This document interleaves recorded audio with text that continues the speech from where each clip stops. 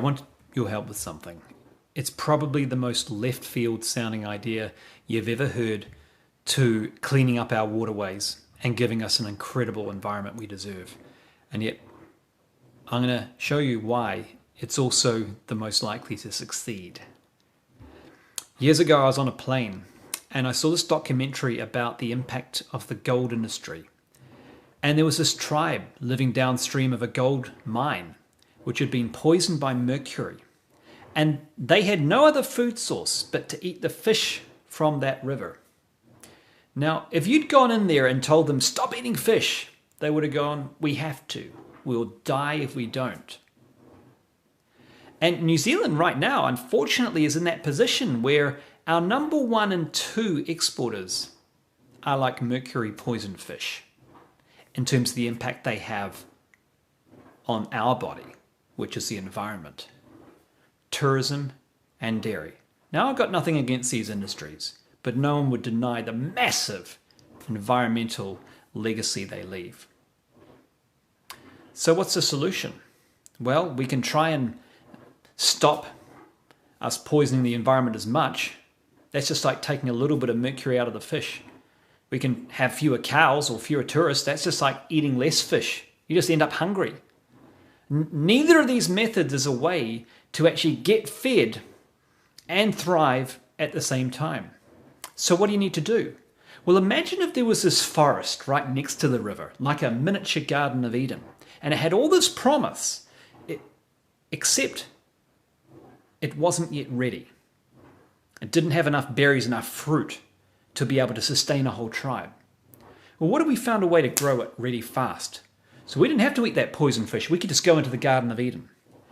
Well, I believe we already have that Garden of Eden. It's small, it's underdeveloped, but it's our number 3 exporter, and that's technology. And the real solution is not to tidy up the mercury poisoned fish, but to grow our new garden. So we can have a food source which is great for us, great for the environment, great for the body at the same time. So how do we do that? Well, not the way we've tried to do it to date, that's for sure. Globally, we have actually been failing technology entrepreneurs en masse. Why? Because people in the sector think about the technology and the hard stuff, not the people and the soft skills. A high-tech company is like having this high-performance motorcycle. I know, I used to ride one and I used to be in high-tech companies. And you have all this power in this high-performance motorcycle, and yet without a great rider, it's a death machine.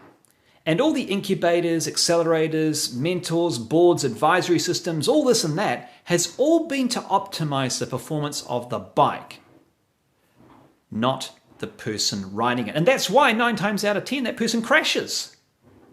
We have been failing the riders of these companies for decades globally, and this must stop.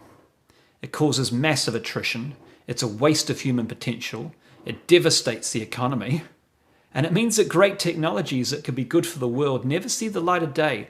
Not because the bike wasn't powerful, because the rider didn't know how to control it at speed.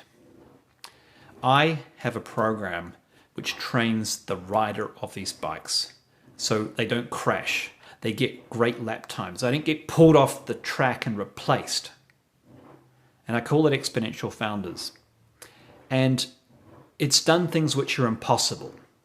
100% of the people in that program have raised first round capital, have raised second round capital. They are all exponentially growing the revenues of the company. They are all successfully going through each stage of growing pains. They are all becoming or have become great leaders, and they all get home in time for dinner each night. Stuff the industry myths tell you are impossible. Well, it is impossible if you put novice riders on fast death machines and don't show them how to do it. When you do, and you do it properly, it unleashes the potential of that bike. Now, this is important because we don't need to do this with many companies in order to, I've done the sums, in order to make technology our number 1 export earner, our number 1 source of food. And what that means is we're no longer dependent on dairy and tourism being our number 1 and 2 export earner. And what that means is we get to play in the Garden of Eden, not the mercury poisoned river. This, I believe, is the way that we're going to avoid the diabolical choice that we currently face between economic success and environmental catastrophe.